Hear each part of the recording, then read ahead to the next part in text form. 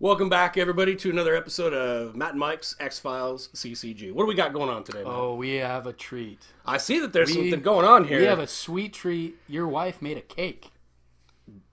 Kind of weird, but okay. Yeah. I'm assuming it has something to do with 001. No, turn it around. We have 100 subscribers. Yeah. 100. Yeah, 100. 100 subscribers. Yeah, 100 on our channel. Right? I'll be back. Yeah, man, it's exciting. We have the show, though. Are you gonna, Mike? We have to finish the show. I know it's exciting, but this is why people subscribe. We have to give them something. Mike, dude, come on. Are you making it rain X-Files cards right now? That's all I got, bro. I got a lot of stuff for days, bro. Dude, it's 100. Mike, David May on line 1 for you. No commas. Yeah, can you take a message? 100, Mike. I don't think you realize that. I don't mean 100 million. 100,000? No, not 100,000. 100, no comma is 100. What are you doing? No, don't make it rain. We can't afford all those X-File cards. Come on, man.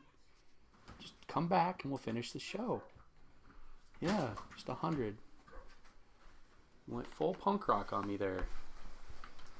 Are you ready for the show? We still have a sweet treat here, man. I guess. All right, we ready to tell everybody? Yeah, we're going to be talking about... We're talking about beginner deck building. Yeah, that stuff. For the tournament, which is yeah. exciting. Yeah, right? Yeah. Yeah. Dude, cake. your wife made a cake. It does look pretty good. Yeah. Here, she made a cake, dude, for you. So everyone, get ready for Mike and Matt's X-Files CCG. Mike and Matt bringing back the mid to late 90s.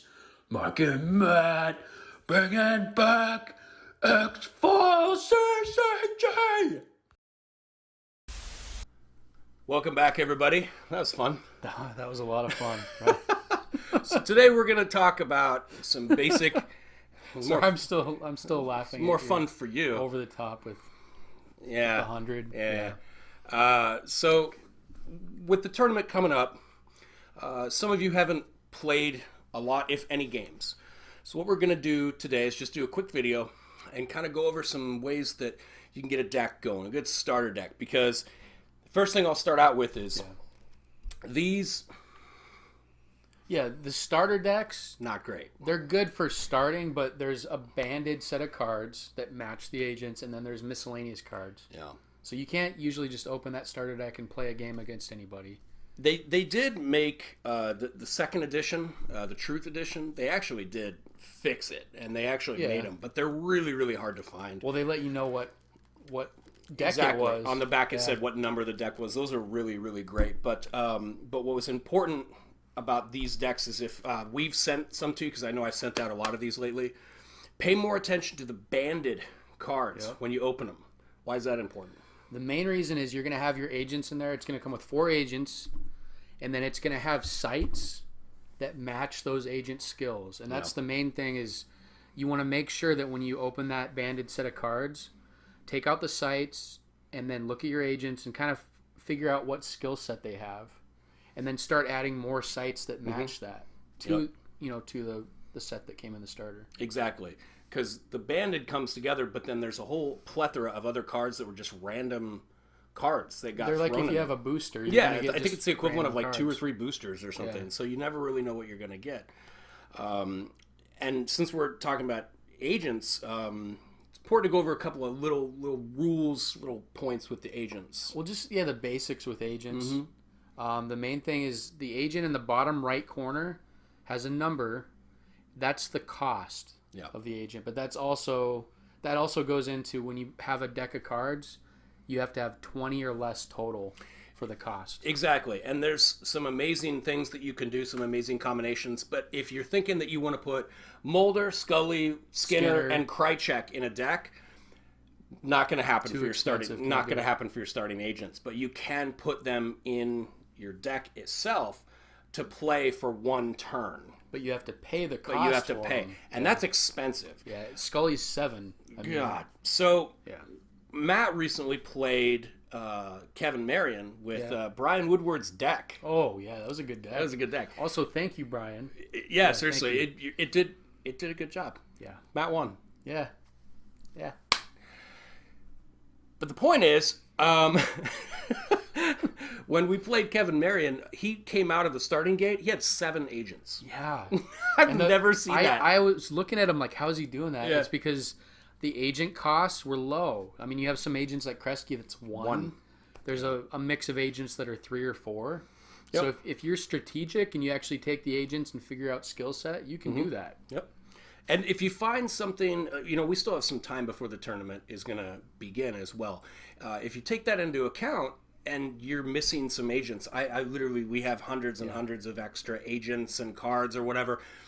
Go to CCG Trader on the internet. You can see every single card. That site's going to come in. I'm going to put a link at the bottom here. Yeah. It's going to come in very, very important to the tournament itself. But you can go on there now and you can see every single agent for every set.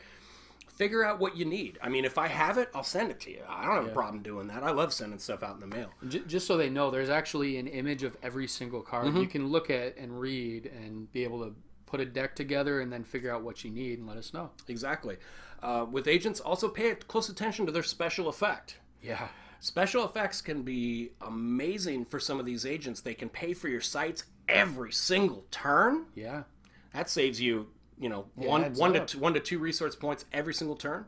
And like I said, it adds up. There are a lot of cards that you'll want to put in your deck and be like, oh, I'm going to put shotgun in there.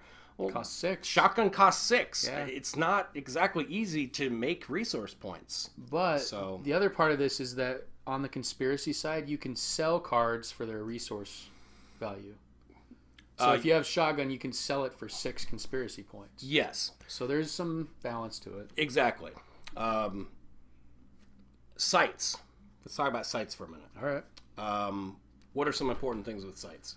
The main thing, make sure that your sites match up with your agents before you do anything. So if it takes 4 criminal investigation, make sure that you have a collection of agents where if you have 2, 3 of them, they're able to make the prereq. Yep.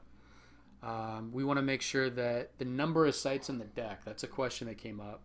If you have a 60-card deck, the standard is to have a quarter of that. So 15 of the cards out of 60 would be sites. Is that math? It is. Yeah, I overcomplicated it. Ow! I guess you could stack the cards next to each other. And that makes sense. Yeah, you do that. Yeah. But it's important because if you're playing somebody and you have no sites turn after turn, you're going to lose. You have no way to even ask a question. That has come up. And you know what? Honestly, even with a quarter or more, you may draw no sites. Yep.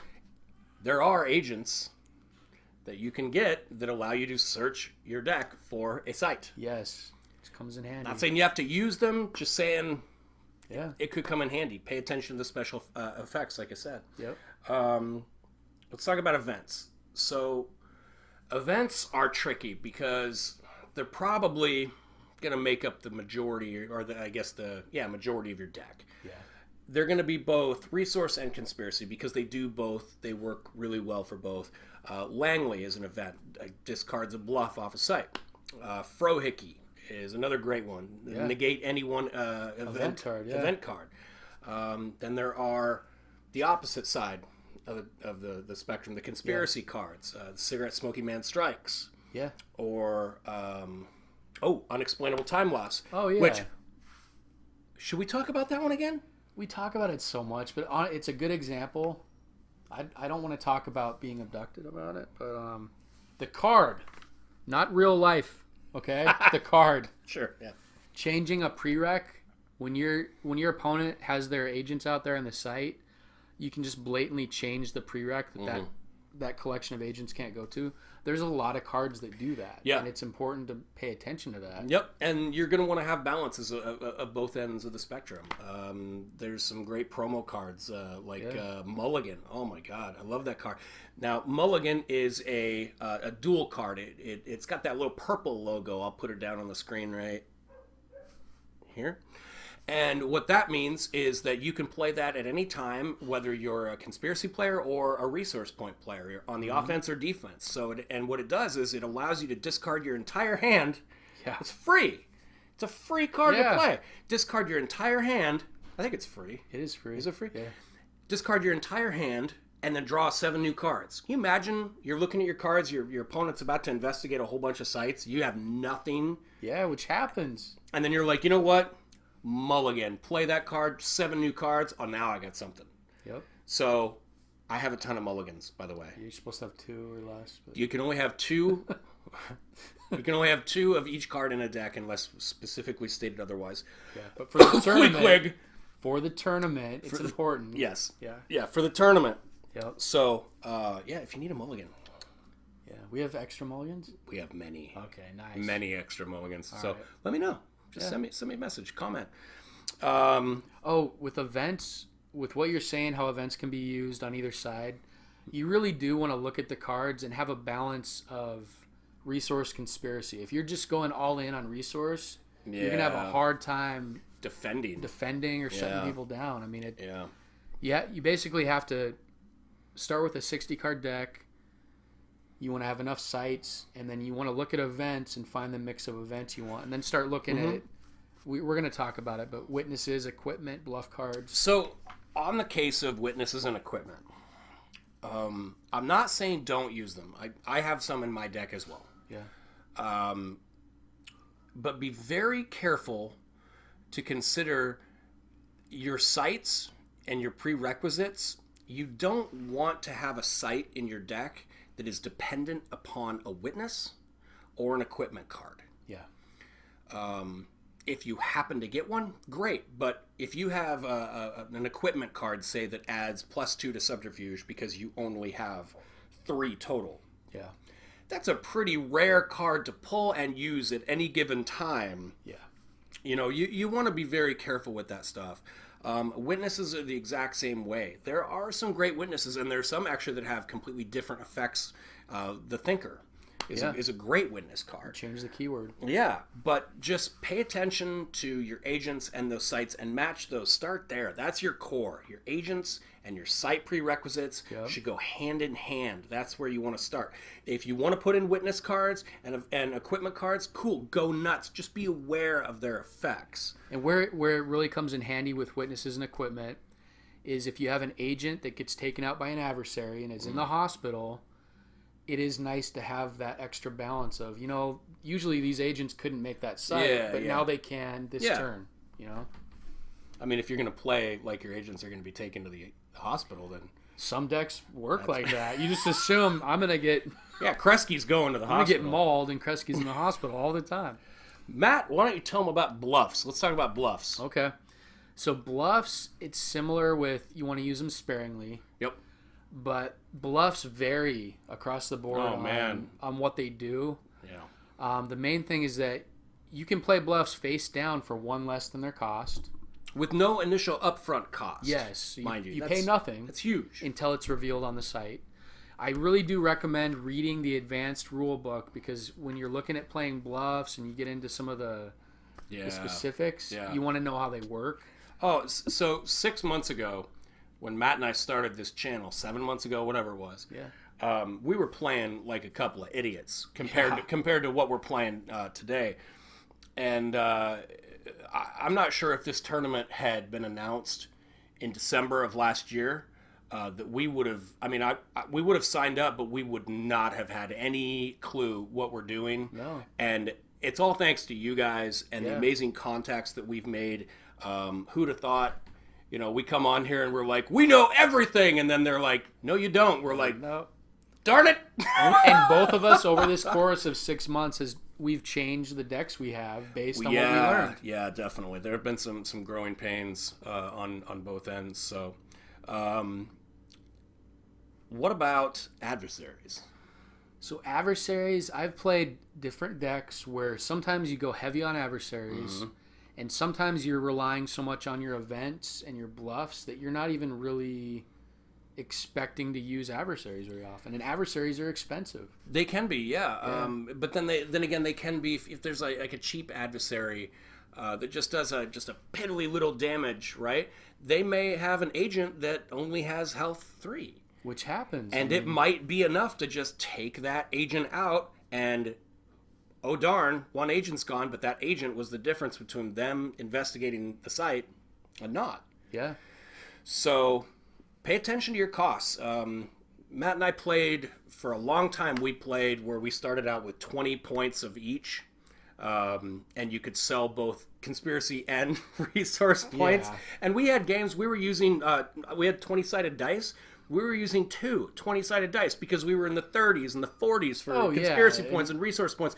And it's fun, don't get me wrong. It's just not the rules. Yeah, and with the tournament, it's important to realize when you start both of your turns, at the beginning, you each get 5 conspiracy, 5 resource. Yep.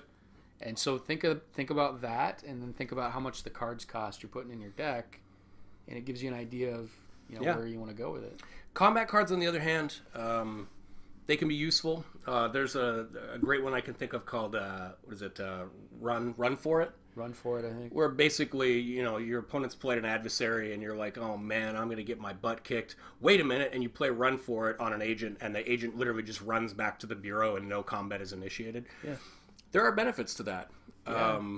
But do those benefits outweigh the cost of the card and what you could have pulled from your bureau deck otherwise? And I do know with me, I've played that where you're putting one agent on a site, and if they play an adversary, you just play Run for It, and you're fine, and they just paid for an adversary. So yeah, exactly. So there's different strategies to it. Yeah, it can work out, but we just kind of wanted to go over some basics for you. I'm sure you guys have some more questions. We'd love to answer them. Basic questions, advanced questions. The tournament will be utilizing advanced rules. Yep. So these little advanced rule books, your quick references on the back, all right? Your details are on the inside. The devil's in the details. Mm-hmm.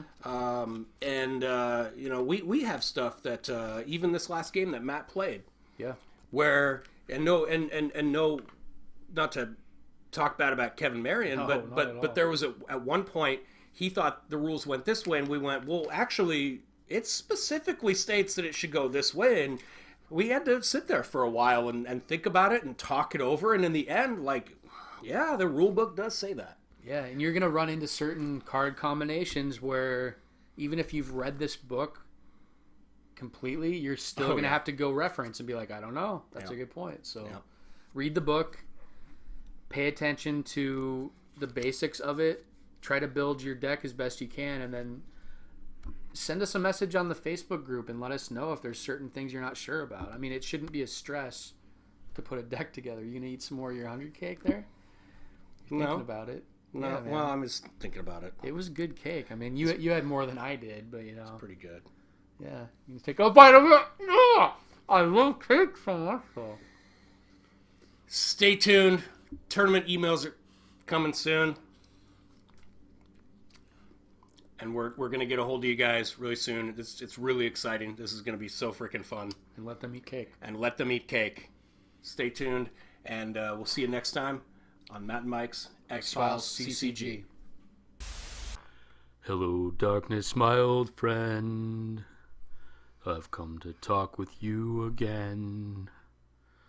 Because 100 subscribers is not 100 million. And the vision that was planted in my brain still remains. Mike, David May on line 1 for you.